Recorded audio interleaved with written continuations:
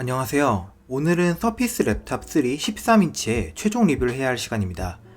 이 노트북의 자세한 성능 리뷰는 전에 따로 영상을 찍어 올렸기 때문에 그쪽을 참고해 주시고요.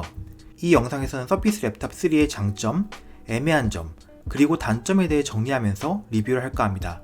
일단 제가 리뷰하는 제품은 서피스 랩탑 중에서 메탈 재질의 매트 블랙, i5, 램 8기가, SSD 256기가 모델로 출시 가격은 1299달러였고 한국에서는 170만원 정도에 판매되고 있지만 미국에서는 999달러에 할인 판매 중인 제품이고 저는 얼마 전에 미국을 갈 일이 있어 세금 포함 130만원 정도에 집어왔습니다. 자세한 스펙은 다음과 같습니다. 13인치와 15인치 모델 중에서는 고민 없이 13인치 모델을 선택했는데 서피스 랩탑의 용도를 생각하면 더 작고 가볍게 휴대할 수 있는 점이 더 중요하다고 생각했고 15인치 모델에 기본적으로 탑재된 라이젠 프로세서보다 13인치의 인텔 아이스레이크가 성능과 배터리 효율이 더 낫다고 들었기 때문이었습니다. 자, 그럼 가장 중요한 첫 번째 장점부터 먼저 살펴보겠습니다. 바로 디자인이죠. 14.5mm의 얇은 두께의 고급지게 처리된 무광 블랙 메탈과 영롱한 서피스 마크, 흠잡을 데 없는 마감과 촉감, 나사라고는 보이지 않는 깔끔한 합판, 촘촘하게 재련된 통풍구, 우글우글한 모습이 전혀 없는 깔끔한 화면과 큼직큼직한 키와 터치패드 등을 보고 있으면 맥북급 혹은 그 이상의 감성이 느껴집니다. 서피스 프로 같은 경우는 만듦새 이슈가 종종 나오는 것 같던데 적어도 제가 구매한 서피스 랩탑 3에는 유격이나 마감의 문제는 전혀 없었습니다. 샌드스톤 색상과 블랙 중에 고민을 좀 했는데 블랙을 선택한 것에 큰 후회는 없습니다. 두 번째이자 마찬가지로 정말 중요한 장점은 키보드와 터치패드입니다. 키보드는 얇은 두께에도 불구하고 제법 눌리는 맛이 있으며 키의 반발력이나 크기, 배치 등이 모두 노트북 중에서 최상위권이라고 생각합니다. 다만 제가 구매한 것과 같은 해외판에는 우측 컨트롤 키가 없기 때문에 한글 입력할 때 한자 키의 배정이 좀 난감해지는 문제는 가지고 있습니다. 터치패드는 서피스 랩탑 2와 비교해서 20% 커졌다고 하며 윈도우 프리시전 드라이브를 탑재하고 있고 촉감과 버튼이 눌리는 느낌도 아주 좋습니다. 윈도우 랩탑 중에서는 최고의 터치패드가 아닐까 합니다. 세 번째 장점은 의외로 스피커였습니다. 이 노트북에는 따로 스피커 그릴이 없고 키보드 사이로 소리가 나온다고 하는데 기대했던 것보다 소리가 훨씬 크고 또렷했습니다.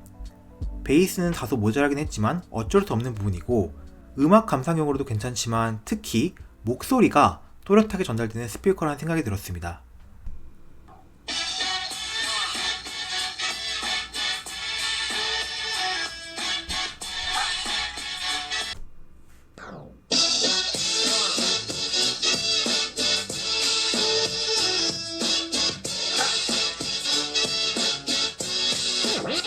네 번째 장점은 화면이었습니다. 3:2 비율의 13.5인치 1256x1504 고해상도 디스플레이를 탑재하고 있으며 해상도가 높을 뿐 아니라 최대 밝기도 400니트 정도로 밝은 편이고 색 지원율은 sRGB 기준 97%로 광색역을 지원하지는 않는 점은 다소 아쉬울 수 있지만 보통은 이 정도면 충분하다고 생각합니다. 디스플레이가 글레어 타입인 것은 개인적으로 제 취향이 아니긴 하지만 빛 반사가 울퉁불퉁하지 않고 균일하게 반사가 되어 그런지 좀 덜 거슬린 느낌이 있었습니다. 자, 그럼 장점 다음으로는 애매한 점들에 대해서 말씀드리겠습니다. 애매한 점 첫 번째는 3:2의 화면비라고 생각합니다. 잠깐만요. 이건 일반적인 해외 테크 리뷰어들 의견과 제 의견이 많이 다른 부분인데요. 제가 찾아본 서피스 랩탑 리뷰에서는 3:2의 화면 비율을 찬양하는 내용밖에 찾을 수가 없었습니다. 그 이유는 같은 인치수라고 해도 3:2의 화면비가 16:9의 화면비를 가진 디스플레이보다 더 면적이 넓고 화면이 세로로 더 길기 때문에 한 화면에서 볼 수 있는 정보의 양이 많아지기 때문이라고 합니다. 실제로 13.5인치 3:2 디스플레이의 세로 높이는 15.6인치 16:9 디스플레이의 세로 높이와 비슷한 정도입니다. 그래서 저도 기대를 많이 했는데 막상 써보니까 적어도 저한테는 3:2보다 16:9 디스플레이가 더 맞는 느낌이었어요. 그건 왜 그러냐면 전 평소에 노트북 화면을 반으로 나눠서 좌우에 창을 띄워놓고 쓰는 경우가 많습니다. 특히 제가 PPT로 발표자를 만들어야 하는 일이 많은데 3:2 비율의 디스플레이를 쓰니까 분할된 창이 좌우로 너무 좁게 느껴졌습니다. 16:9 비율의 디스플레이를 사용하는 편이 화면을 좌우 분할해놓고 작업하기에는 훨씬 더 적합하더라고요.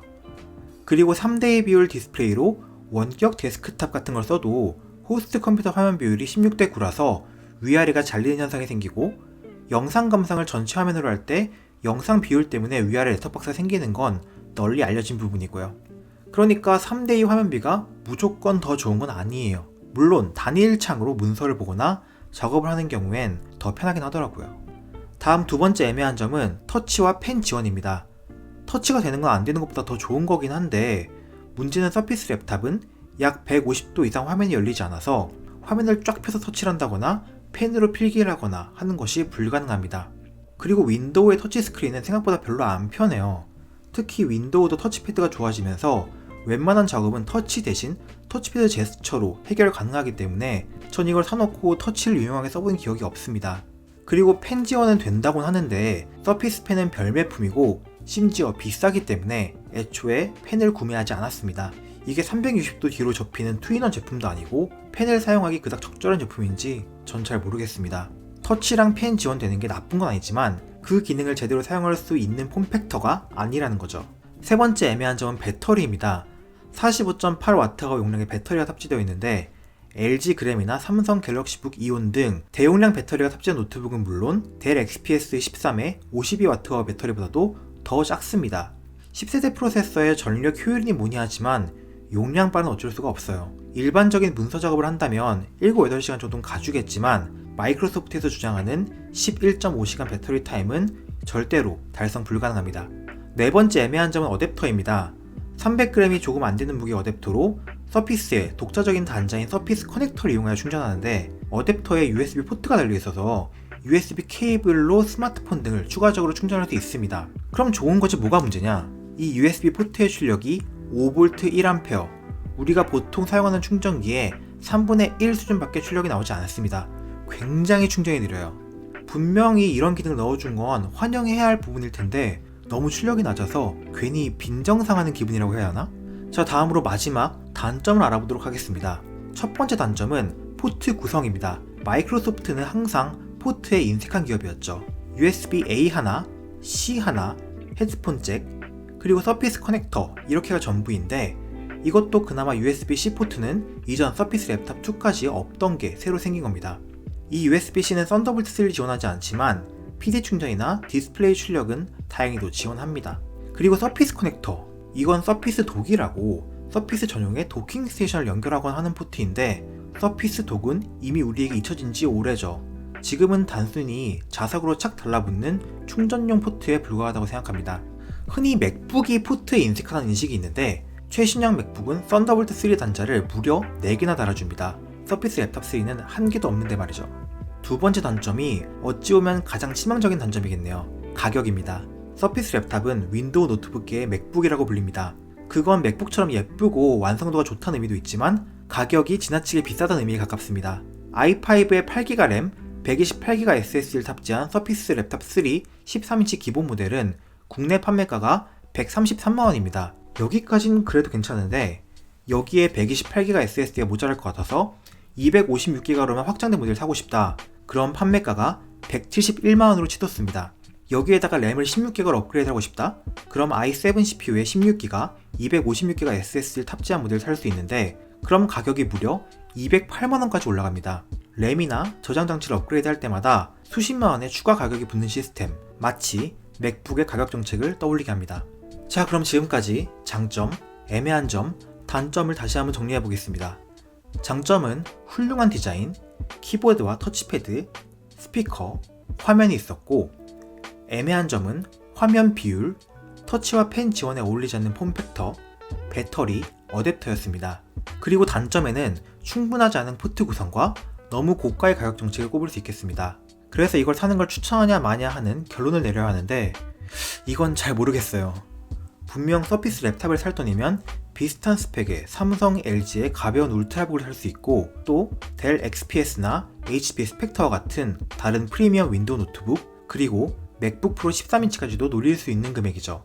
하지만 서피스 랩탑의 디자인과 정말 훌륭한 키보드 그리고 굉장히 유니크한 3대2 비율의 디스플레이는 누군가를 이 노트북을 강렬하게 원하게 만들 것입니다. 그리고 그 욕망은 서피스 랩탑 3를 삼으로써 해결할 수 있죠. 사셔도 좋습니다. 용도에만 맞는다면 서피스 랩탑 3는 당신을 후회하게 하지 않을 것입니다. 그럼 도움이 되셨길 바라며 다음에 뵐게요.